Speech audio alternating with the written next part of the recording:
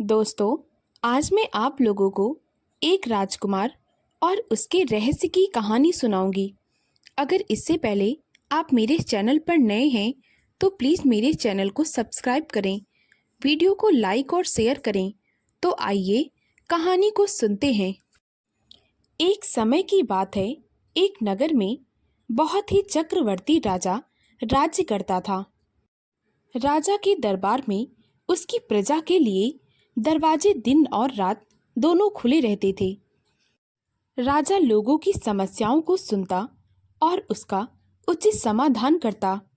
राजा की प्रजा हमेशा उसके निर्णय से संतुष्ट रहती थी। राजा भी अपनी प्रजा से बहुत खुश रहता था, क्योंकि उसकी प्रजा उसे बहुत चाहती थी। परंतु राजा को इसके अलावा एक बात का बहुत दुख रहता था। राजा अपने दुख के बारे में किसी के सामने कोई चर्चा न करता, परंतु रानी के सामने वह बहुत उदास रहता था। रानी भी बहुत उदास रहती थी, क्योंकि उन दोनों को कोई संतान न थी। रानी हमेशा राजा से कहती कि मैं तुम्हें कोई संतान नहीं दे सकती, इसीलिए आप दूसरा विवाह कर लें। इस बात पर राजा कहने लगता, चक्रवर्ती राजा कभी भी दूसरा विवाह नहीं करते। भले ही तुमसे कोई संतान ना हुई, परंतु मैं इस वजह से तुम्हारे साथ धोखा नहीं कर सकता। राजा के दरबार में कुछ मंत्री राजा की इस बात का समर्थन करते, परंतु कुछ यह कहते कि उन्हें दूसरा विवाह कर लेना चाहिए। राजा का एक प्रधानमंत्री था, जो राजा का सलाहकार भी था। वह बहुत ही ज्यादा चापलूस था। वह कभी नहीं चाहता था कि राजा दूसरा विवाह करें। वह डरता था कि अगर राजा दूसरा विवाह कर लेंगे और यदि दूसरी रानी से उन्हें संतान प्राप्ति हो गई तो उसके सारे इरादों पर पानी फिर जाएगा। उसका इरादा यह था कि वह अपने बेटे को राजा का उत्तराधिकारी बनते देखना चाहता था। राजा प्रधानमंत्री को इतना चाहता था कि वह उसकी सलाह के बिना कोई काम ना करता। इसीलिए सलाहकार को हमेशा यही लगता कि राजा उसके बेटे को ही उत्तराधिकारी बनाएंगे। कुछ समय तक तो राजमहल में इसी बात की चर्चा चल रही थी कि राजा को विवाह कर लेना चाहिए या फिर नहीं करना चाहिए। परंतु भगवान की तो कुछ और ही इच्छा थी। एक दिन रानी को यह पता चला कि वह मां बनने वाली है। जब रानी ने यह बात राजा को बताई तो राजा बहुत प्रसन्न हुआ। वह फूला ना समाया। उसने ना जाने कितना उत्सव मनाया, लोगों में मिठाइयाँ बांटी, तरह तरह के उपहार बांटे। 9 महीने बाद रानी को प्रसव हुआ और रानी ने एक बहुत ही सुंदर राजकुमार को जन्म दिया। यह देखकर वह प्रधानमंत्री बिल्कुल खुश ना हुआ। वह मन ही मन सोच रहा था कि कैसे इस राजकुमार को निपटा दिया जाए। ना रहेगा बांस और ना बजेगी बांसुरी। राजकुमार के जन्म पर राजा ने 1 महीने लगातार पूरे राज्य में उत्सव मनाया। 1 महीने के बाद राजा अपने राजकुमार के भविष्य के बारे में जानने के लिए एक बहुत ही पहुंचे साधु को अपने दरबार में बुलाना चाहा। वे साधु इतने अंतर्यामी थे कि वह किसी का भी भविष्य बड़े ही आराम से बता सकते थे। वे साधु एक जंगल में रहते थे। राजा के बुलाने पर वह कभी कभी राजमहल में आ जाते थे। हमेशा राजा सैनिकों को साधु के पास भेजता था और उन्हें अपने राज दरबार में बुलवाता था। परंतु इस बार वह राजकुमार के भविष्य को जानने के लिए स्वयं साधु के पास जंगल में पहुंच गया।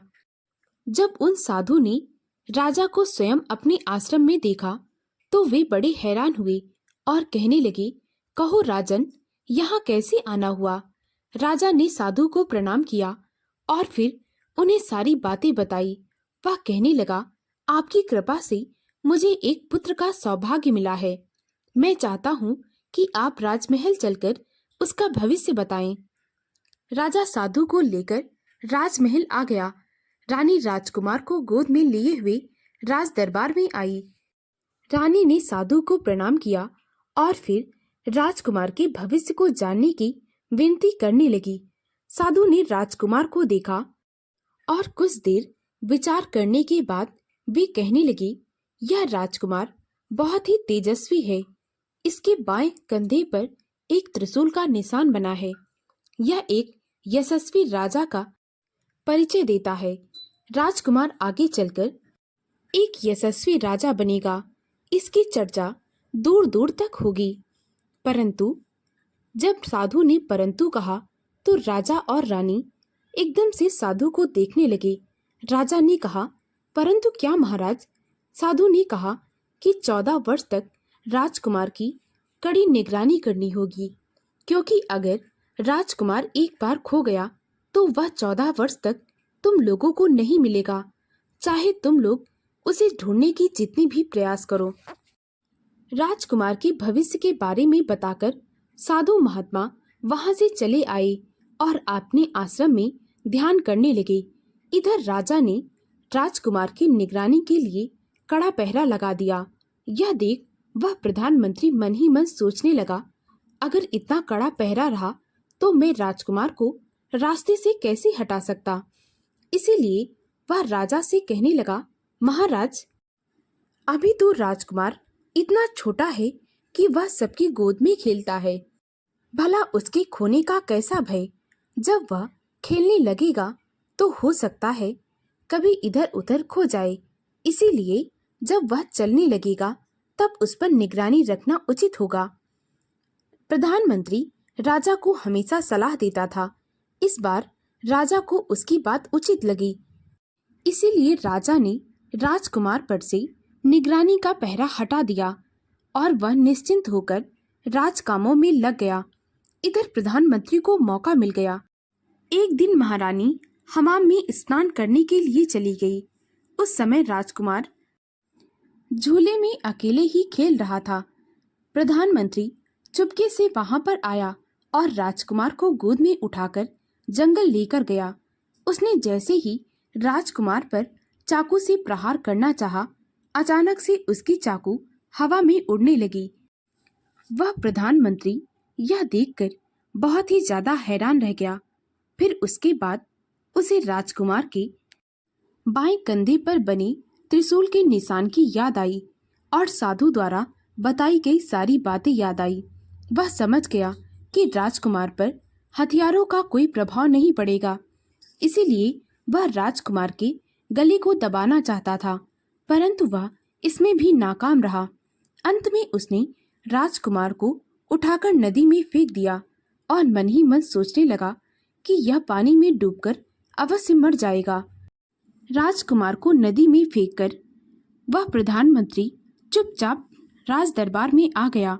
इधर राज दरबार में पूरा हंगामा मच गया कि राजकुमार कहीं खो गया है। राजा रानी और महल के बाकी लोगों ने राजकुमार को पूरे महल में ढूंढा, परंतु राजकुमार कहीं ना मिला। सारी खुशियां शोक में बदल गई। प्रधानमंत्री तो रोने का ऐसा नाटक कर रहा था, मानो ऐसा लग रहा था कि उसे ही राजकुमार के खोने का सबसे ज्यादा दुख है। राजा ने बहुत प्रयास किया, परंतु राजकुमार उन्हें ना मिला। इधर राजकुमार बहते बहते एक गांव के किनारे पहुंच गया।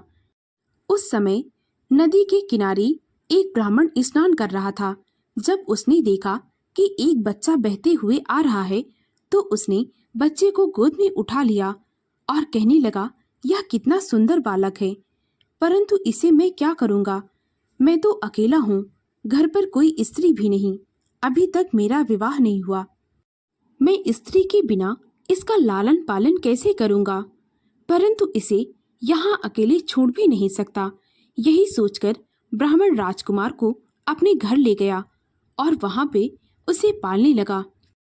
तभी एक दिन ब्राह्मण के घर उस गांव के सेठ आए। सेठ ने ब्राह्मण से कहा कि तुमने मेरी 100 असरफियां अभी तक नहीं लौटाई और तुमने विवाह कर लिया। विवाह तो दूर की बात, तुमने एक बच्चा भी कर लिया। ब्राह्मण ने कहा, अरे नहीं नहीं, मेरा विवाह नहीं हुआ और यह बच्चा भी मेरा नहीं है। मैं आपके 100 असरफियां लौटाए बिना अपना घर कैसे बसा सकता हूँ? मैंने कैसे तैसे करके 50 असरफियां इकट्ठा की हैं। कुछ दिनों के बाद मैं आपकी सारी असरफियां लौटा दूंगा। सेठ ने कहा, मैंने तुम्हें 3 महीने का वक्त दिया, परंतु तुमने पैसे ना लौटाए। अब मैं कल आकर तुम्हारा घर नीलाम कर दूंगा। ब्राह्मण सेठ के सामने हाथ पैर जोड़ने लगा। तभी सेठ ने कहा, एक तरकीब है जिससे तुम्हारा सारा कर्ज माफ भी हो जाएगा और बदले में मैं तुम्हें खुद 100 असरफियां दूंगा। ब्राह्मण कुछ समझ ना पाया। तभी सेठ ने कहा, यह बच्चा तुम मुझे दे दो, क्योंकि हमें भी कोई औलाद नहीं है। ब्राह्मण ने मन ही मन सोचा कि घर में कोई स्त्री नहीं है, इस बच्चे का उतना अच्छा लालन पालन नहीं हो पाएगा जितना सेठ और सेठानी कर सकते हैं। इसीलिए ब्राह्मण ने सेठ की बात मान ली और उस बच्चे को सेठ को दे दिया। सेठ ने ब्राह्मण को 100 असरफियां दे दी और राजकुमार को अपनी गोद में लेकर वहां से चला आया। जब सेठानी ने देखा कि सेठ की गोद में एक बच्चा है तो वह बहुत खुश हो गई, क्योंकि वह भगवान से हमेशा एक बच्चा ही मांगती थी। सेठ ने सारी बातें सेठानी को बता दी। अब सेठ और सेठानी राजकुमार को बहुत अच्छे से पालने लगे। कुछ दिनों के बाद जब राजकुमार बड़ा हो गया तो सेठ ने उसकी शिक्षा के लिए उसे गुरुकुल भेज दिया। राजकुमार गुरुकुल में रहकर शिक्षा ग्रहण करने लगा। धीरे धीरे राजकुमार 14 साल का हो गया। इधर राजा और रानी 14 साल का इंतजार कर रहे थे। जिस दिन 14 साल पूरे होने वाले थे, उस दिन राजा ने रानी से कहा कि आज राजकुमार को 14 साल पूरे हो जाएंगे। महात्मा ने कहा था कि 14 साल के बाद वह हमें मिल जाएगा। हमारी उम्मीद फिर से जाग उठी। राजा दौड़ा दौड़ा साधु के आश्रम में गया। साधु ने राजा को सांत्वना देते हुए कहा कि बहुत ही जल्द राजकुमार उन्हें मिल जाएगा। राजा अपने मन में उम्मीद लेकर वहां से राजमहल चला आया। इधर अपनी शिक्षा पूरी करने के बाद राजकुमार अपने माता पिता यानी सेठ और सेठानी के पास आ गया। एक दिन सेठ अपने काम से राजमहल जा रहा था। तभी राजकुमार ने कहा, पिताजी, मैंने आज तक राजमहल नहीं देखा। राजा महाराजा कैसे रहते हैं यह नहीं देखा। आप मुझे अपने साथ ले चलिए। राजकुमार की बात मानकर सेठ उसे भी अपने साथ ले लिया। जब सेठ राजमहल पहुंचा तो उसके साथ राजकुमार भी था। जैसे ही राजा ने राजकुमार को देखा, वह समझ गया कि वह और कोई नहीं बल्कि उसका बेटा है, क्योंकि राजकुमार के बाएं कंधे पर जो त्रिशूल का निशान बना था वह राजा ने देख लिया था। राजा ने सेठ से पूछा कि यह बच्चा उन्हें कहाँ मिला। सेठ ने राजा से कहा, महाराज, आप यह कैसी बातें कर रहे हैं? यह तो मेरी खुद की संतान है, यह मुझे कहीं से नहीं मिला। राजा ने सेठ से कहा, तुम झूठ बोल रहे हो, यह मेरी संतान है और इसका साक्ष्य यह है कि इसके बाएं कंधे पर त्रिशूल का निशान बना हुआ है।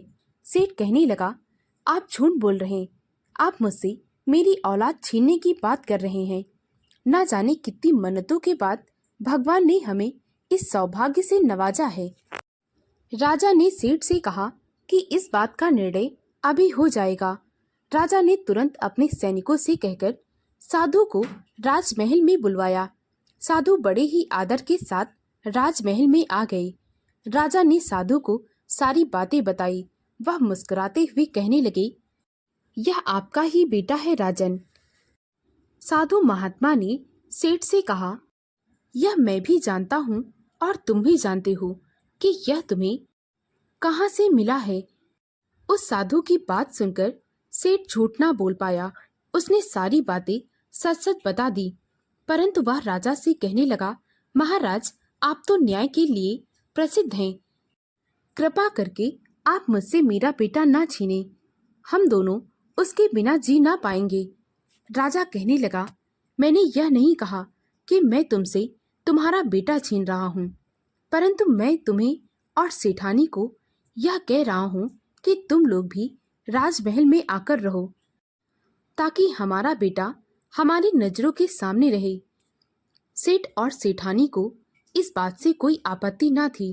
राजा के इस न्याय से सभी लोग बहुत प्रसन्न थे। अब राजकुमार अपने माता पिता के साथ राजमहल में ही रहने लगा। राजकुमार के दो दो माता पिता थे, एक जन्म देने वाले माता पिता और दूसरे पालन पोषण करने वाले। जब प्रधानमंत्री ने राजकुमार को राजमहल में देखा तो उसकी सांसें अटक गई और उसने अपने प्राण त्याग दिए। प्रधानमंत्री ने जो किया, भगवान ने उसे उसके किए की सजा दे दी। राजा ने राजकुमार का विवाह एक बहुत ही सुंदर राजकुमारी के साथ करा दिया और फिर राजकुमार का राज तिलक करा के उसे गद्दी पर बैठा दिया। राजकुमार अब सारे राज्य की बागडोर संभालने लगा। सभी लोग बड़े ही खुशी के साथ रहने लगे। दोस्तों, अगर आपको मेरी कहानी अच्छी लगी हो तो प्लीज़ मेरे वीडियो को लाइक और शेयर करें। मुझे ज़्यादा से ज़्यादा सपोर्ट करें ताकि मैं आप लोगों के लिए और भी अच्छी अच्छी कहानियाँ ला सकूं। कहानी को पूरा सुनने के लिए बहुत बहुत धन्यवाद।